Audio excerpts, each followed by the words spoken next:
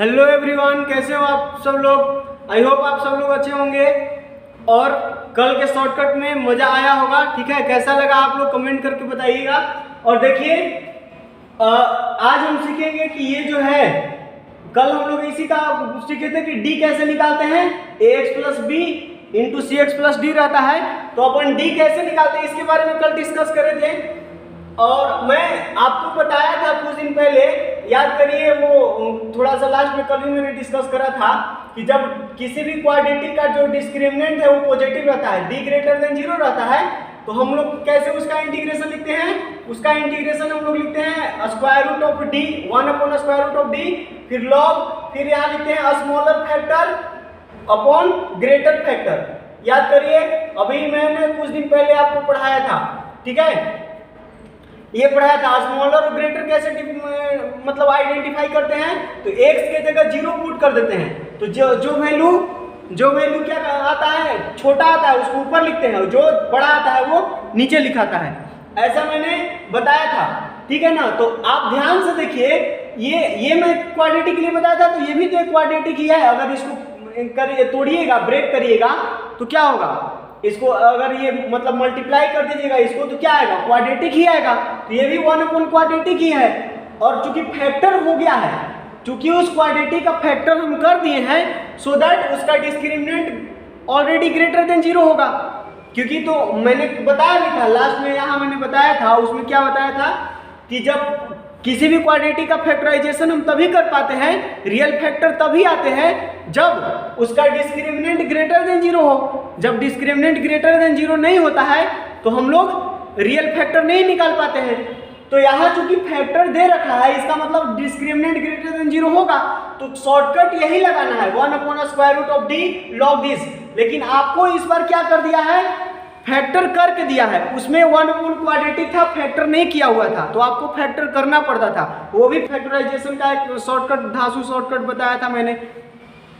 देखिए, तो अब इसको कैसे करेंगे हम, तो मैंने कल के वीडियो में डिस्कस करा था कि डी कैसे निकालते हैं, डिस्क्रिमिनेंट काफी आसानी से कैसे निकालते हैं, वो चीज मैंने डिस्कस करा था। वो अगर आपने वीडियो नहीं देखा है तो जाके अभी इस वीडियो को बंद करके उस वीडियो को जाकर देखिए और फिर यहाँ आइएगा। ठीक है ना।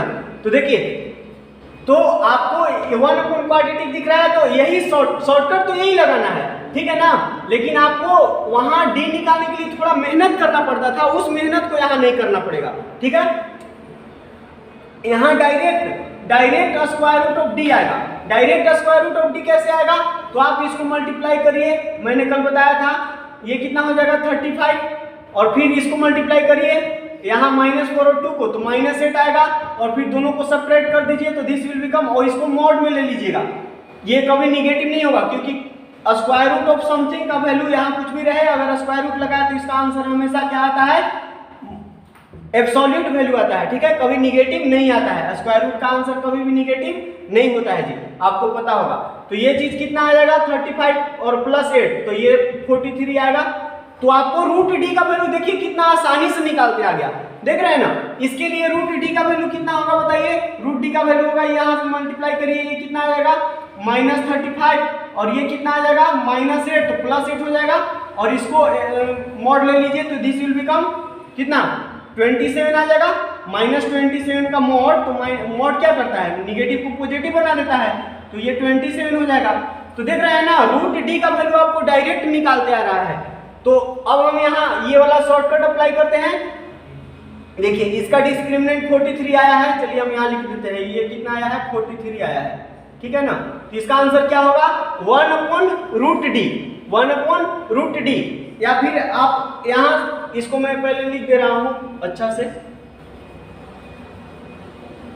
ये जो इंटीग्रल है, इसका इंटीग्रल का आंसर क्या आएगा, इसका इंटीग्रल का आंसर आएगा 1 अपॉन रूट डी, और रूट डी कहे तो रूट डी बराबर कितना आएगा, चलिए रूट डी ही लिख देता हूं मैं, रूट डी, फिर लॉग, फिर मॉड, फिर इसको मैं 0 पुट करेंगे, दोनों फैक्टर में क्या करेंगे, x के जगह 0 पुट करेंगे, और जो छोटा आएगा उसको ऊपर लिखेंगे, और जो बड़ा आएगा उसको नीचे लिखेंगे। तो यहाँ हम लिख देते हैं, अब इसको में पता नहीं है कि कौन बड़ा कौन छोटा है, तो यहाँ हम सीधा सीधा क्या लिख देते हैं, smaller factor, smaller factor. Upon greater factor. Greater और स्मॉलर कैसे आइडेंटिफाई करेंगे? तो x इक्वल टू 0 पुट कर दीजिए इन द फैक्टर, तो आपको स्मॉलर और ग्रेटर पता चल जाएगा।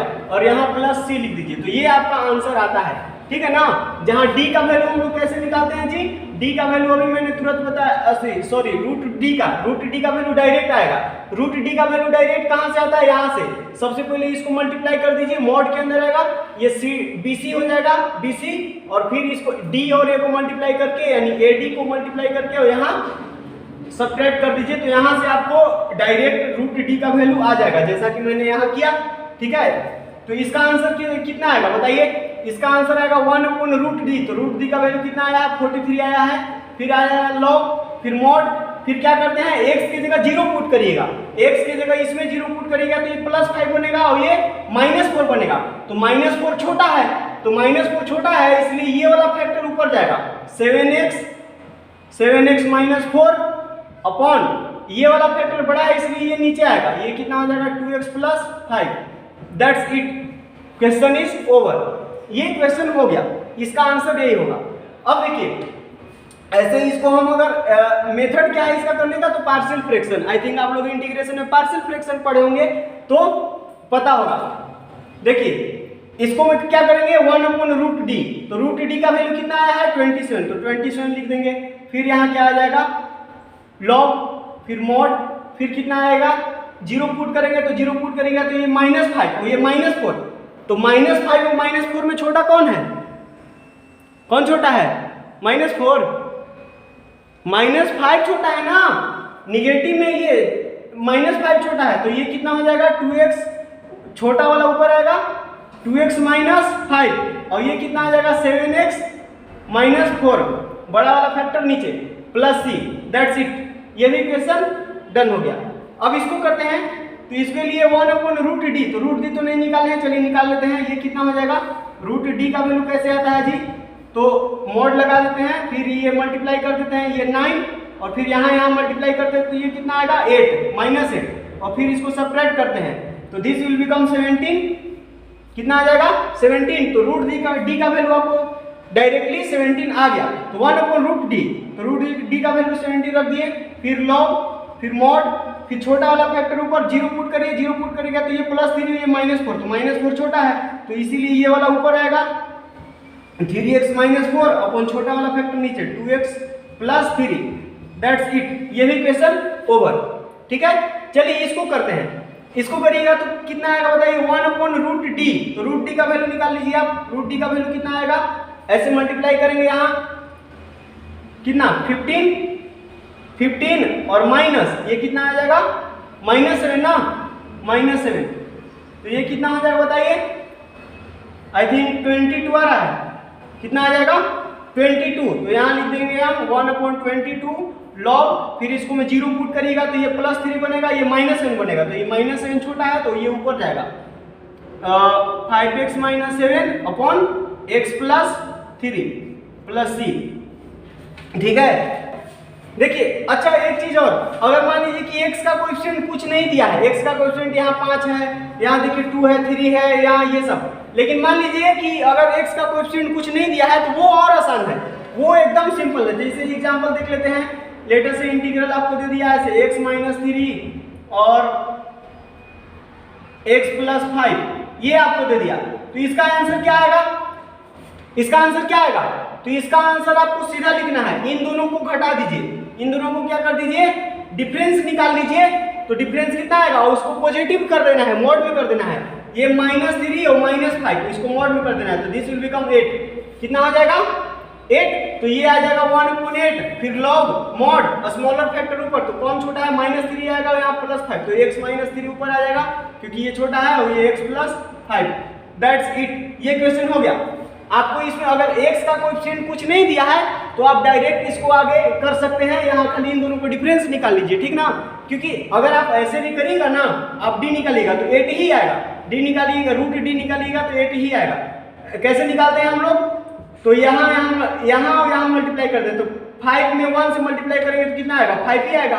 और 1 में -3 से मल्टीप्लाई करेंगे तो कितना आएगा, -3 आएगा, दोनों को सब्ट्रैक्ट करना होता है, तो दिस विल बिकम 8, ये भी 8 आया, तो 8 आया तो 1/8 तो वही होगा। लेकिन आपको थोड़ा सा ये भी मेहनत ना करना पड़े, इसलिए मैं बता दिया कि अगर यहाँ अगर x का कोएफिशिएंट नहीं दिया, मतलब 1 है, x का कोएफिशिएंट कितना है, 1 है, तो आप इसको डायरेक्टली आगे प्रोसीड कर सकते हैं, बस इन दोनों का एब्सोल्यूट डिफरेंस ले लीजिएगा। एब्सोल्यूट डिफरेंस का मतलब कि डिफरेंस करिए और फिर अगर माइनस में आया तो उसको प्लस में कर दीजिए, प्लस में आया तो ठीक है एज इट इज लिख दीजिए, अगर माइनस में आया तो उसको प्लस कर दीजिए, यही होता है एब्सोल्यूट डिफरेंस। उसको मतलब बेसिकली मॉड लेना होता है, तो 1/8 और लॉग, और फिर वही जो यहाँ शॉर्टकट है कि स्मॉलर फैक्टर ऊपर और ग्रेटर फैक्टर नीचे and then plus c, that's it. ठीक है, तो आई थिंक आज के वीडियो में भी बहुत मजा आया होगा, ठीक है ना।